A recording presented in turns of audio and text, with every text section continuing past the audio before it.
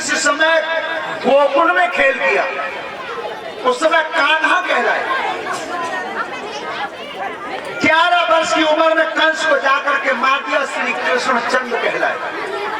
बेटा बात सुनो, बंद करो।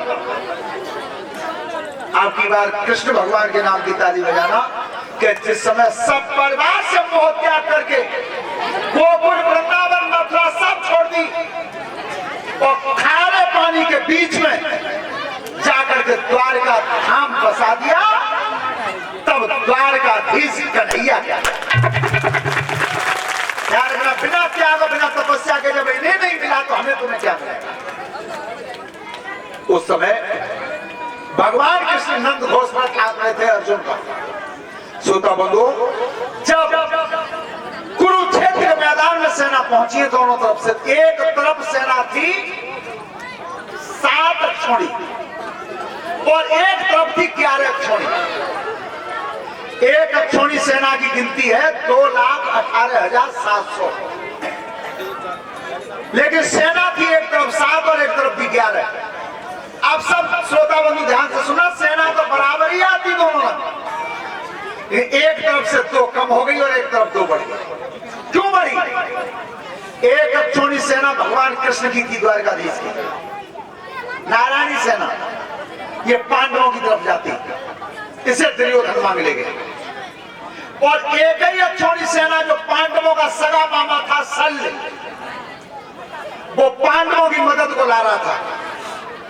रास्ता में भोजन खिला दिया दुर्योधन ने। भोजन खाने के बाद पूछी उसने कि ये रसद किसने भेजी? दूतों ने बता दिया कि ये भोजन महाराज दुर्योधन ने भेजा है। एक चुटकी नमक खा गया था, एक चुटकी नमक खा गया था दुर्योधन का, अपने भाइयों का संग त्याग दिया और एक अक्षौणी सेना लेकर के दुर्योधन के संग चला गया। विचार करना, नमक खा लिया था बेटा, जब बात एक चुटकी नमक खा गया था और पाला ही बदल दिया नमक खाने से। और आज वो समय ऐसा, एक चुटकी के चलते बोरी खा जाए पूरी। और सबसे बढ़िया तमाशा मिले तुम्हें प्रधानी के चुनाव में। काऊ के संग पियत रहे, काऊ को खात रहे, काऊ पे तो रुपया ले ले, वोट चौथे दे दे। फिर पहले ऐसा नहीं था, जो मुंह से कह दिया, वचन कह दिया, उसे निभाया। जब सेना आ रही थी कुरुक्षेत्र को, तो भगवान कन्हैया जब इधर से जा रहे थे तो रास्ता पे 16 वर्ष का बालक खड़ा था, धनुष बाण लिए, 16 साल का धनुष पड़ा हुआ था कंधा में। और तब भगवान कन्हैया ने कही कि बेटा अगर उतके नौते में हो तो उतरे चले जाओ, और जालंग के नौते में तो जालंग आ जाओ। तो वो 16 वर्ष का बच्चा जवाब क्या देता है द्वारकाधीश को? दीन बंधु भगवान, अरे कर मुझे ही बन गया या न हो।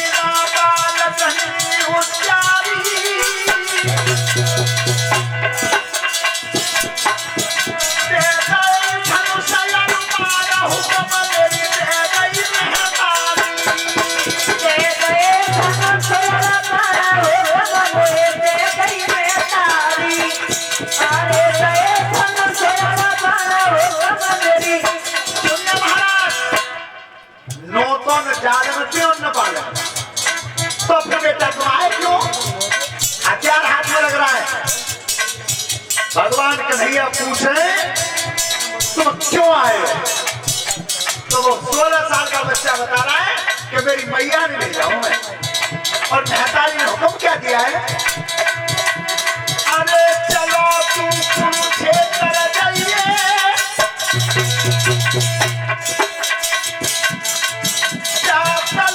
है जाई हार मदद तू आदि कर रही है।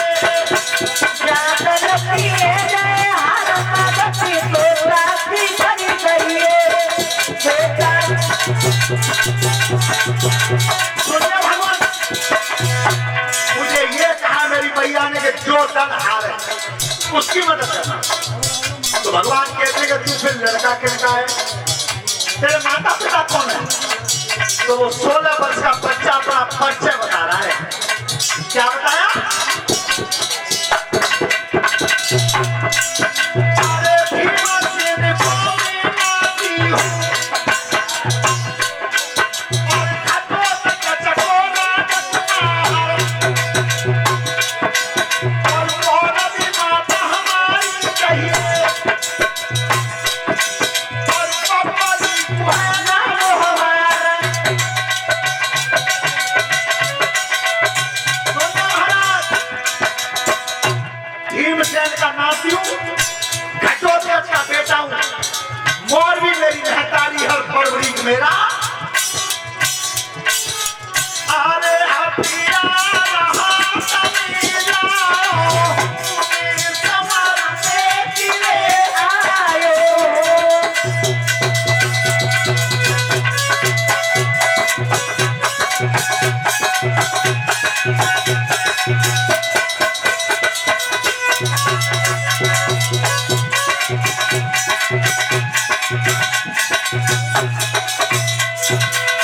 ध्यान रखना, तो भगवान कृष्ण ने की बेटा अवस्था कम है, पर एक बात बच्चे ध्यान से सुनो सब।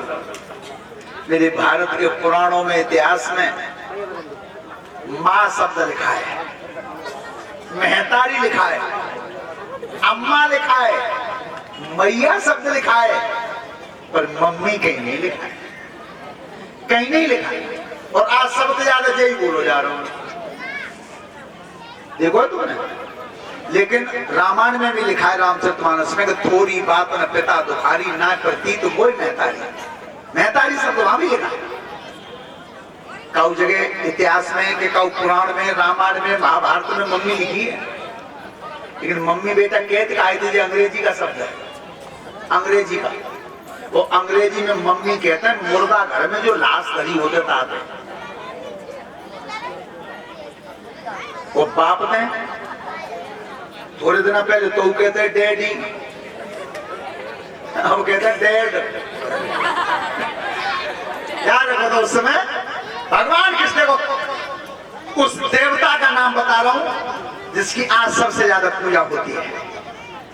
भगवान की बेटा तो मालूम है, जब लड़ाई में अर्जुन और कर्ण जैसे वीरन को जब हथियार चलेंगे तो दिन की रात है जा भाई, ताते वही लौट जा। पापा लेकिन तो प्रभु तुमने मोह कितना कमजोर समझ रहे हो, अगर परीक्षा लेना चाहो तो परीक्षा ले लो। तो भगवान जिस वृक्ष के नीचे खड़े थे वो पीपल का पेड़ था, पीपल का। और तब कही कृष्ण भगवान ने कि अगर तू बाण विद्या में सफल है तो एक ही तीर से जब पीपल पर जितने पत्ता हैं सब में तू छेद कर दे तो मैं मान लूंगा कि तू बाणधारी है। तब कही तो प्रभु ने नजर रखी, आज तर्कस में से तीर निकालता है। श्रोता बंधो, बेटा अपना कर्म कर रहा है और वो बाण विद्या अपना कर्म कर रही है, और वो संसार का छलिया अपना कर रहा है। क्या किया? अरे सोच समझ के खड़ो आओ और डोरी लइया चढ़ाई रे।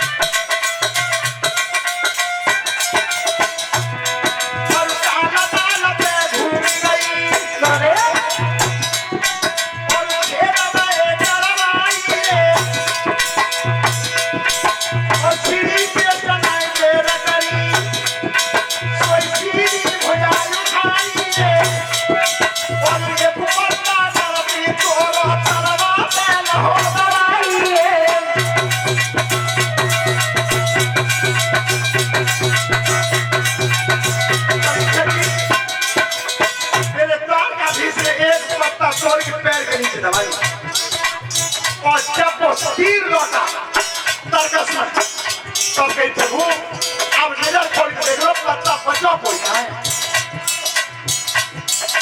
कि तमी कई लो कुमार कन्हैया पत्ता खन देखे जरूर चढ़ैया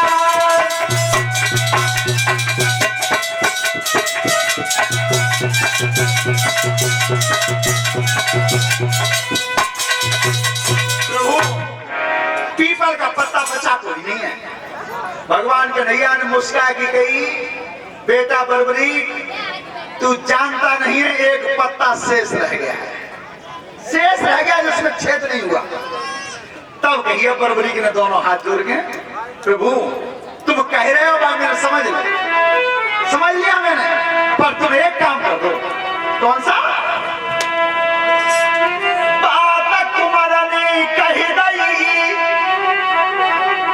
अरे नाथ लगाई दो दाऊ हाथ जोड़ी की कही नो निकट तुरंत हटाए दे उपाय है। प्रभु ने जब पाए हटाओ तो सही, तुमने कही एक पत्ता रह गया है जो कहीं का पैर हटा दो।